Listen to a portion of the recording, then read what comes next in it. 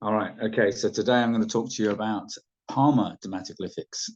So last time we were looking at the fingerprint patterns. Now the skin ridges that make up the fingerprints actually cover the entire surface of the palm and the entire surface of the foot as well. And they can sometimes make patterns in particular areas of the palm, particularly between the fingers and down in what we call the water zone area of the hand, which is down here. And occasionally you might find them on the thumb, on the ball of the thumb, and occasionally you might find them in other sort of places, but like around here in the sort of what people call the Mount of Mars. But the most common places are the interdigital loops, and you also get loops down in the water quadrant. So I'm not going to talk about all of them. There's about 17 different varieties of Palmar dermatoglyphic patterns that are commonly seen in the hand. It's absolutely true that the ones between the fingers are the most common. So I'm just going to talk about the 4 or 5 fingerprint patterns at the dermatoglyphic patterns are the most commonly seen. Now, the first person to really write about the Palmar dermatoglyphics was Beryl Hutchinson in her seminal 1967 book, Your Life in Your Hands. And that was certainly the starting point for my own studies and investigations into these patterns. So I do recommend that book if you haven't already got it. And some of the names of these patterns have been created by her or derived from the SSPP, from which she was a major contributor for many years during the 50s, 60s, and 70s. So the SSPP are undoubtedly the sort of origin of this kind of approach to hand reading, because Noel Jaquin was the founder of the SSPP in 1945. And Beryl Hutchinson was the president of the society for most of the 60s and the 70s. All right, so I'm going to do this by showing you some examples, and that's the easiest way to show you the different loop patterns that can occur within the palm. And I'm going to start with this one here. You can see between the middle finger and the ring finger, you have this massive loop here. This is called a loop of seriousness. The loop of seriousness basically joins the energies of the earth finger with the energies of the fire finger. And so the enthusiasm and application of that fire energy is concentrated in a more disciplined and organized and structured form provided by the earth element of the earth finger. So this looping effect joins the energies of these two fingers together. So that's why it gives a kind of more serious intention in the way the person works, a more serious outlook on life. This is someone who takes their responsibilities seriously and will work hard at what they do. Now, the loop of seriousness occurs on about 33% of hands. There's another one called the loop of good humor, which I'll show you now, I think. Yeah, we can show you that one now. So the other one that's quite common also is the loop of good humor. And the loop of good humor occurs here between the ring finger and the little finger. And this shows a much more sort of playful orientation towards life. Shows somebody who wants to do the things in life that they enjoy doing, and they're much more fun orientated. We'll take a much more light-hearted approach to life. And this pattern occurs on about 33% of hands as well. And then about 33% of hands don't have either of these two patterns. So when you see these two patterns, they denote a fundamental orientation towards life that describes something of the kind of key values that the person has, and will affect all sorts of things about relationship choices. It will affect career choices in particular. I think that's a really important level for these patterns, is the fire level or vocational analysis level of the hand. So really important things to take into consideration. And as we know from fingerprint patterns, like the patterns on the end of the fingers, these don't change either. So they denote kind of an attitude that's going to prevail in that person's life throughout their life. The other pattern that can sometimes be found between the fingers is called the loop of leadership, or sometimes called the loop of charisma. And this finger joins the index finger and the middle finger. So it joins the water element with the earth element.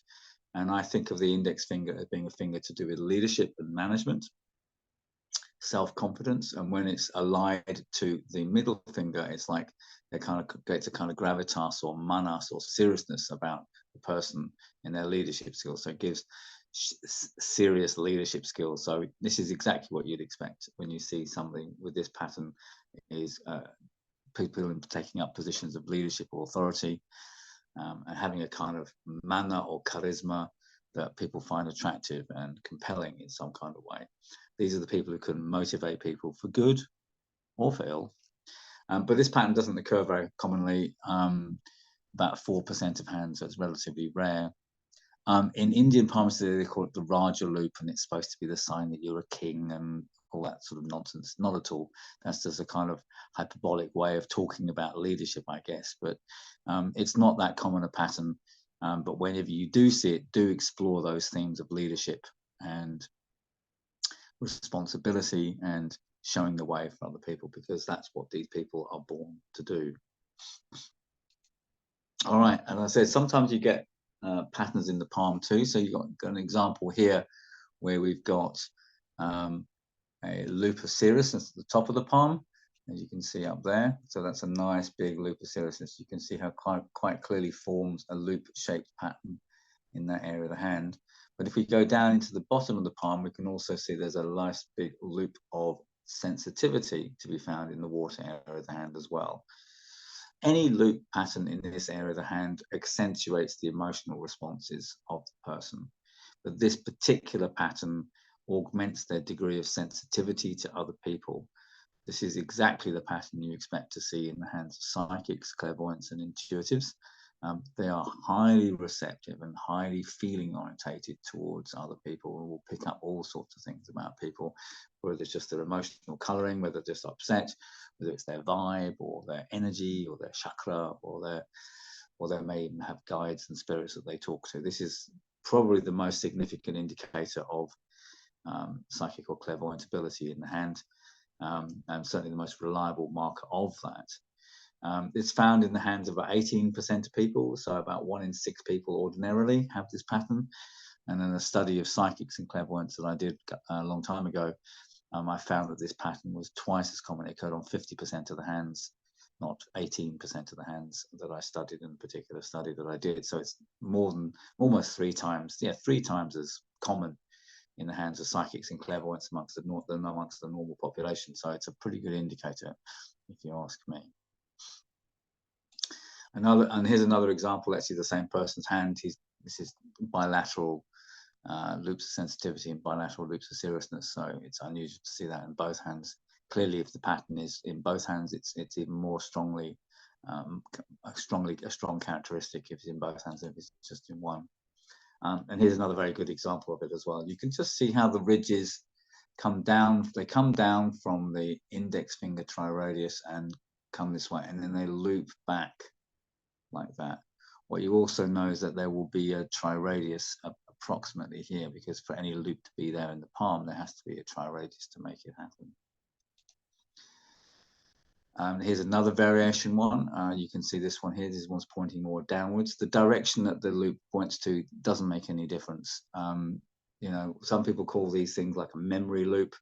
I've never found that to be true in any of my experiences of reading hands. So you can pretty much dismiss that as an idea. But certainly loop of sensitivity and the sensitivity to emotion and feeling is always going to be true. Sometimes you get patterns lower down in the water quadrant, in the water zone. This one right at the base of the palm, we call this a loop of mystery. And the loop of mystery is a very potent indicator of someone also interested in occult, esoteric, magical subjects. Someone may be interested in religion or depth psychology or karma or rebirth. Someone who understands that there are deep, dark forces within consciousness that motivate us, and they're interested in finding out what those are and what makes people tick. So the loop of mystery is actually quite a good name for this one, because it's people who are curious about that which is mysterious, that which is hidden, and that which is buried in the deep subconscious, because this is the water zone. So it's what's buried deep in the inner workings of the subconscious in this part of the hand. So that's a little sample of a few handprints I've got with some examples of various fingerprint patterns. There's one more I wanted to show you, and let me just see if I can locate that for you. And I think it's in this particular one, because sometimes you do get a kind of quite variation of different patterns, and I'm just going to show you this one. This is quite an unusual one to see. So I've been talking mainly about loops in the palm, but actually sometimes you can also find whorls in the palm as well. And this particular print, you can see actually has whorls, interdigital whorls between the fingers. So there's a loop of charisma here, and a whorl of serious intent, and a whorl of playfulness, or a whorl of good humor. So these patterns, sometimes these formations will sometimes create whorlish patterns in that part of the hand. And again, you can see the two loops on this side and then a whorl in this area on the left hand sort of form down there.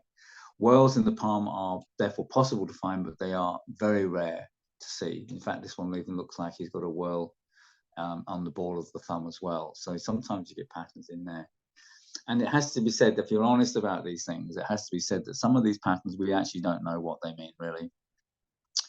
And we don't know what they mean because they just don't occur often enough for us to have a good database of examples that can give us a clear idea of what they indicate. And there's no good just guessing and making stuff up. There needs to be a kind of corroboration. If you want to find someone confirm that the loop of leadership is to do with leadership, then you look for the hands of leaders. And if they've got it, then they see it. Or if you see someone with that and they have a position of leadership, then you understand that's what's related to that pattern. But with the whorls here, they occur so infrequently, it's very difficult to say that they have any specific significance. Though I will say about a whorl on the palm between the ring and the little fingers, between the fire and air fingers, I have seen that more commonly than whorls elsewhere in the palm.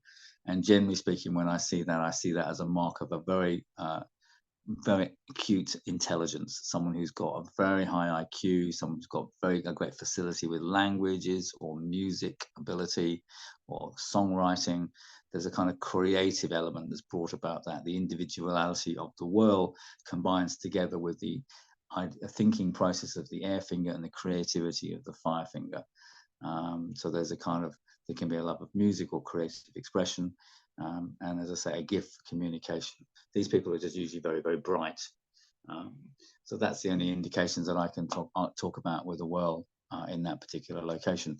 But I just wanted to show you that you can find them. So Palmar dermatoglyphics are absolutely fascinating study of the hand. They are something that really easy to locate.